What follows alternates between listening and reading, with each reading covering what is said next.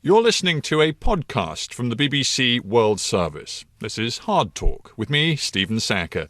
Thanks for downloading this edition of the programme. I do hope you enjoy it. Welcome to Hard Talk on the BBC World Service. I'm Stephen Sackur. Imagine spending 43 years of your life in shackles, confined to a bare cell measuring some 3 meters by 2. Only for 1 hour out of every 24 would you be allowed to shuffle to an exercise area beyond your cell. And then imagine being a black inmate of one of America's most notorious prisons, where brutality and racism were long established norms.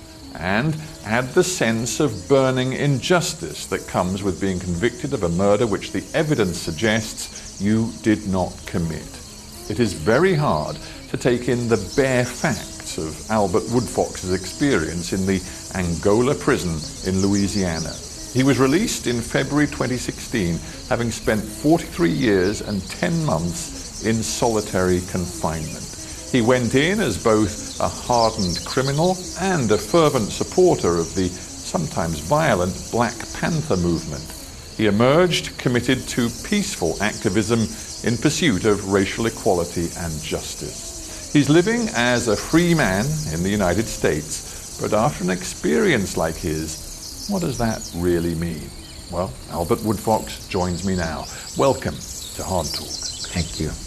Here you are in London as a free man, but given everything you have been through, is it possible for you to ever feel truly free? Well, yeah, I mean, philosophically, mentally, emotionally, I was free long before my actual physical freedom occurred. Yeah. And so that was a part of, I guess you could say, my survival, one of my many survival techniques that allowed me to, survive being in solitary confinement for such a long period of time. I just wonder literally in terms of muscle memory, the way your body is, whether your muscles remember 4 decades in shackles, whether you still have that feeling of being in an enclosed space of literally 2 meters by 3, or has that left your body? Well, I still have claustrophobic attacks occasionally. And I guess there's several times I wake up and been disorientated. Because I'm used to getting up and seeing bars and stuff like that. So you wake up and you see walls in the bedroom and stuff. And for a brief moment, I'm disorientated. You have had an awful long time to reflect on the course of your life. And I want to take you right back to near the beginning. You growing up in Louisiana as a young boy, you made choices. And you made some really bad choices, I guess one could say now.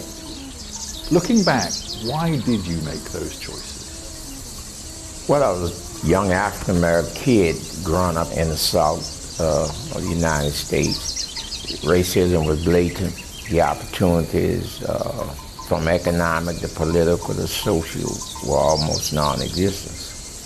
If you denied access to society, if you denied opportunities and stuff, the instinct to survive is probably the strongest instinct we have. So it was almost predestined that I would turn to petty crime to survive.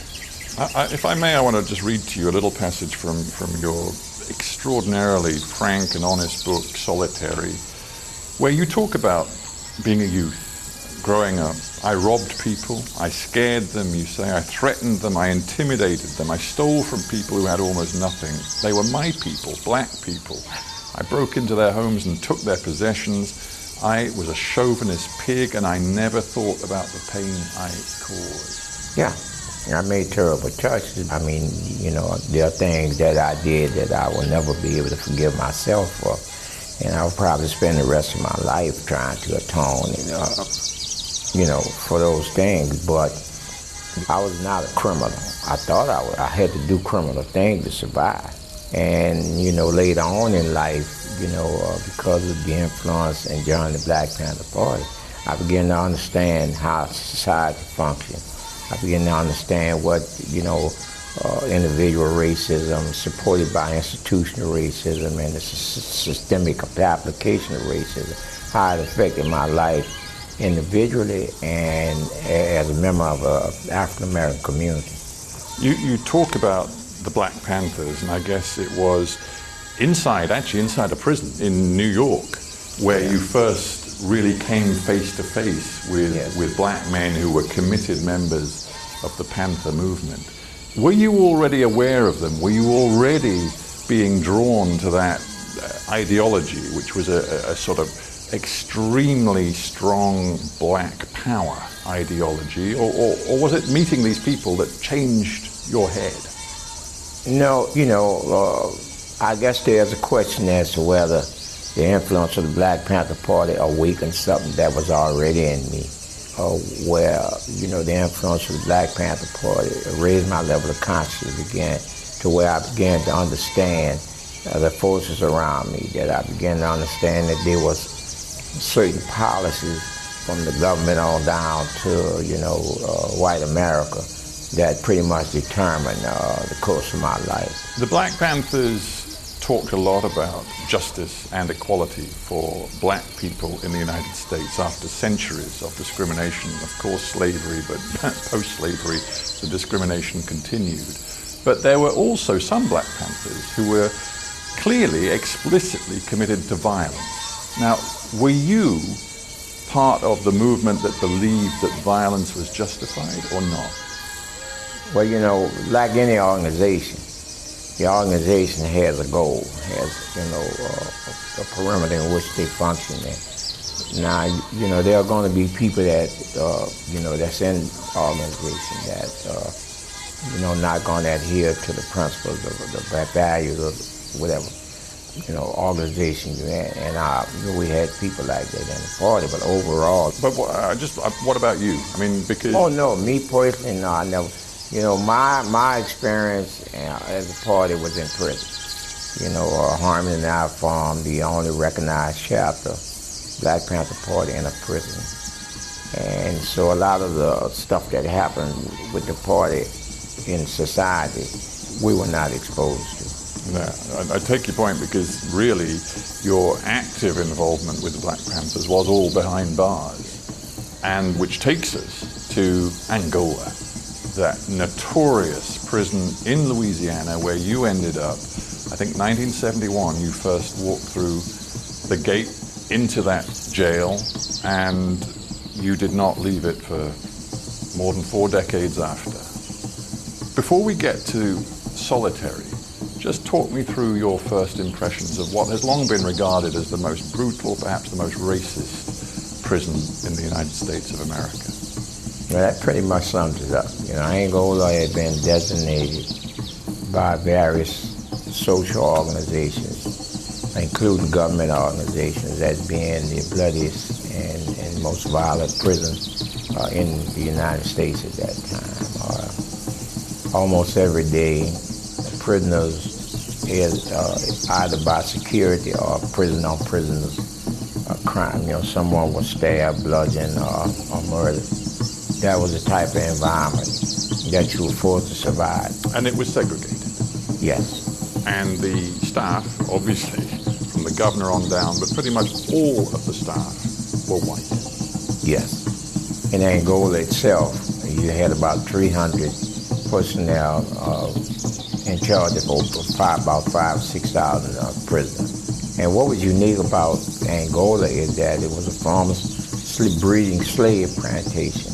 Yeah, it had been a plantation throughout the course of the slave period. Yeah, and you still have families that work there that go back generations and generations to chattel slavery in America. And you, the black prisoners, were put to work in the fields? Mostly. Yeah, there were a few jobs, janitorial jobs. Most of the what's called the plum jobs went to the white prisons. Let's get to 1972, the murder of a young white prison guard, Brent Miller. Did you do it? No. There's such an abundance of physical evidence that clearly says, I was not involved in his murder. There was physical evidence. They found a bloody fingerprint in Mr. Miller's blood on the door. They never pursued it beyond comparing it to me and the other guys who were charged. It didn't match any of the people that worked the crime scene. So it raises the very obvious question, why were you targeted by the authorities? Well, the prison staff, both administrative and security, they were aware that Harmon and I were members of the Black Panther Party. They were aware. There's Herman Wallace, who was your friend, who was a fellow Black Panther, and you actually were explicit in the prison. You organized other prisoners. You, I think, formed what you called an anti-rape squad to try and control the sexual assaults and abuse inside your wing of the prison. Yes. So you weren't hiding your Black Panther loyalty. No, and to be honest, we actually lasted longer than I thought, because there was an internal conflict. A new correctional or DOC secretary, Department of Correction, and so Mr. Miller was murdered in that environment. So you are convicted of a crime which, of course, you always insisted you simply didn't commit. But the fact is, you were hauled off to that special part of the prison for the solitary confinement prisoners, and it began. Life in a cell of 2 meters by 3. And I think everybody watching and listening to this will not be able to get their heads around what you then experienced for 43 years and 10 months. So try and capture it for me. Well, it's kind of hard to find words to imagine the horror of being confined to a 9 feet long and 6 feet wide cell. And the actual space itself is much smaller, because you have metal beds attached to the wall that take up a great part of the cell. You have a metal table and chair on the other wall, and you have a toilet bowl, a zinc combination in the back. So you have a very narrow path in which to maneuver up and down the cell. So although the cell is 9 feet long and 6 feet wide, the actual space is much smaller. Try to stay in your bedroom 23 hours. Go in your backyard and draw a 9 feet, 6 feet a square, and just stay in there for 23 hours. Now multiply that 1,000,000 times. And to add to that, you know that there's absolutely nothing you can do can change the situation you're in.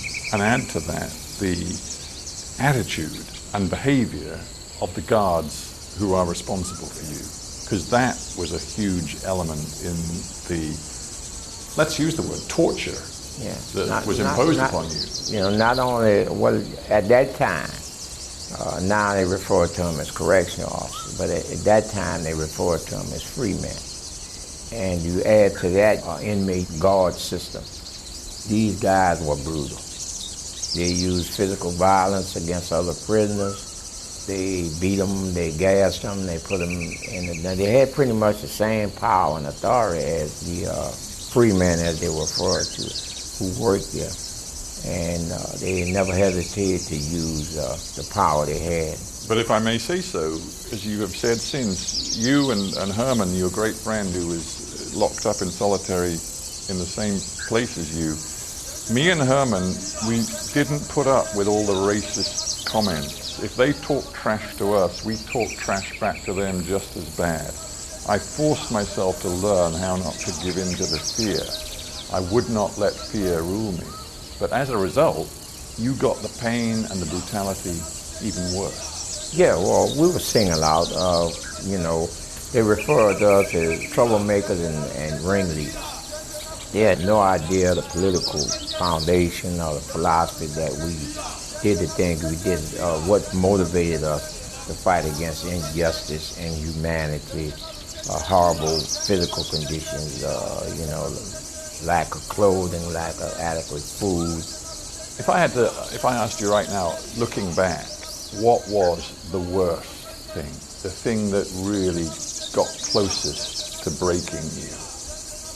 Well, that would be my mother's death. With all that I went through, what all happened to me, I never came close to being broken.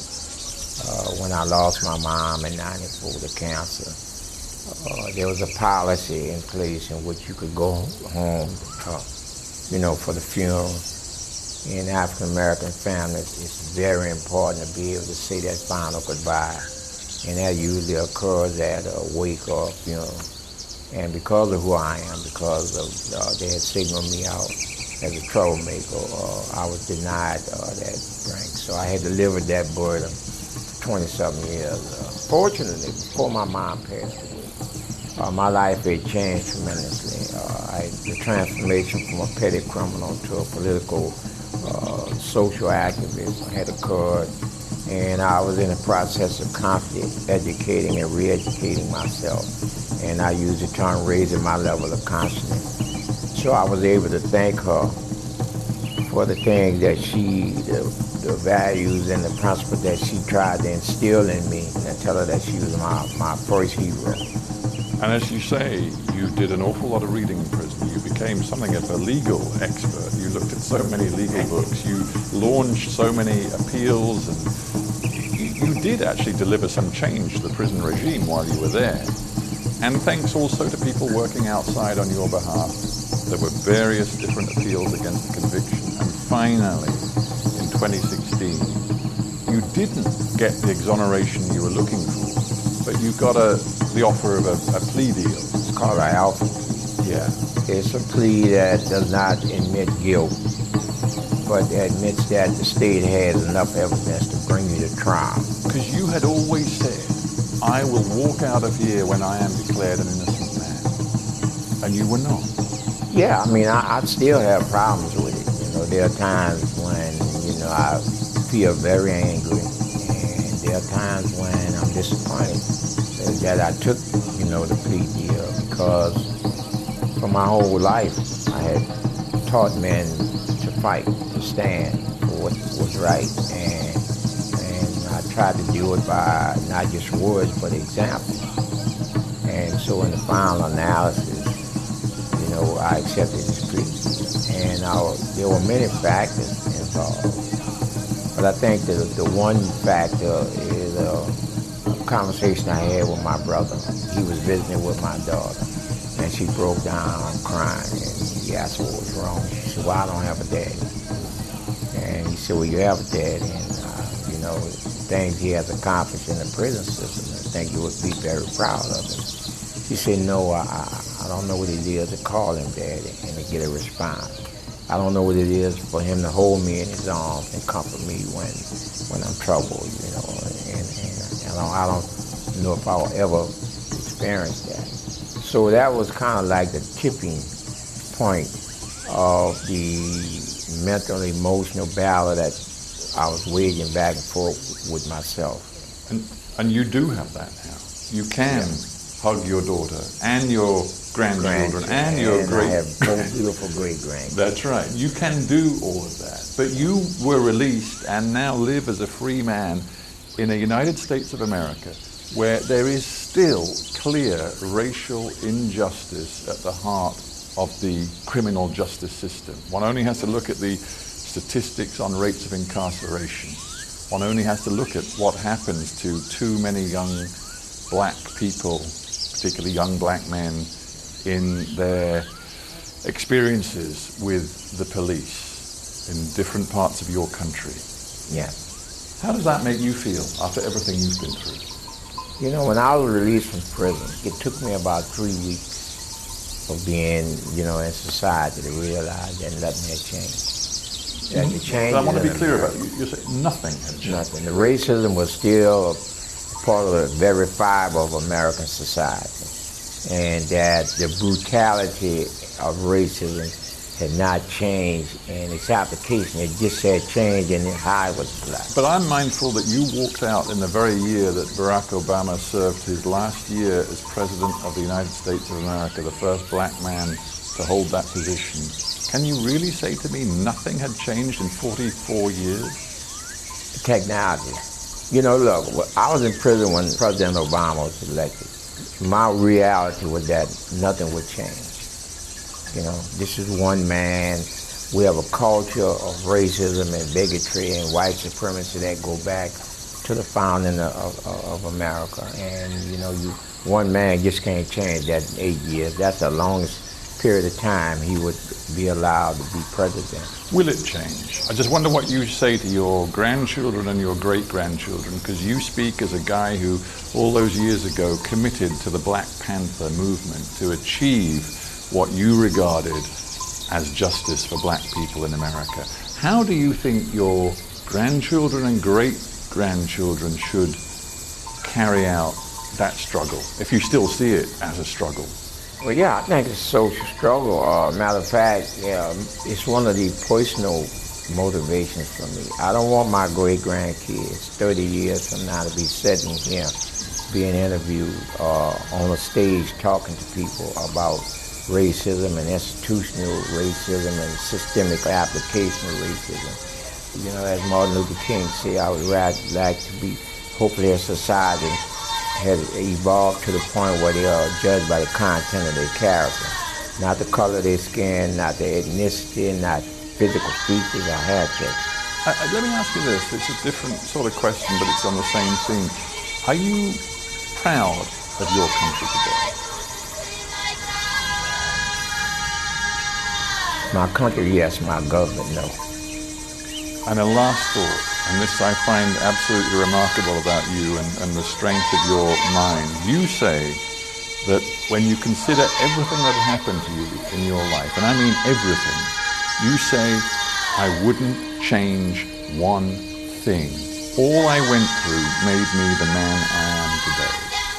Do you really mean that? That you wouldn't, on reflection, take different decisions that would have avoided those 44 years in solitary confinement? No, I wouldn't change a thing, because for one thing, I didn't just survive solitary confinement. I prospered as a human being.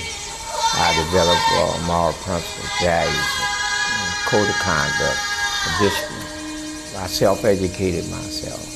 All the things that society had denied me as a human being, I was able to provide myself in a hostile and isolated environment. And so no, I wouldn't change a thing. As painful as it has been, as brutal as it has been, the beatings, the gassing, being forced to drink out of toilets because they turned the water off while I was in the dungeon, all the things I went through, it helped build me and shape, the man I am today. And my mom used to always tell me, boy, always be proud of what you look at in the mirror each morning. And so far, I think the way I've conducted myself and the way I've transformed myself and the things I believe in and involved in now, every morning I'm very proud of what looks back at me. Albert Woodfox, it has been a real pleasure to talk to you. Thank you. That was an edition of Hard Talk presented by me, Stephen Sackur. For details of our complete range of podcasts and our terms of use, go to bbcworldservice.com/podcast.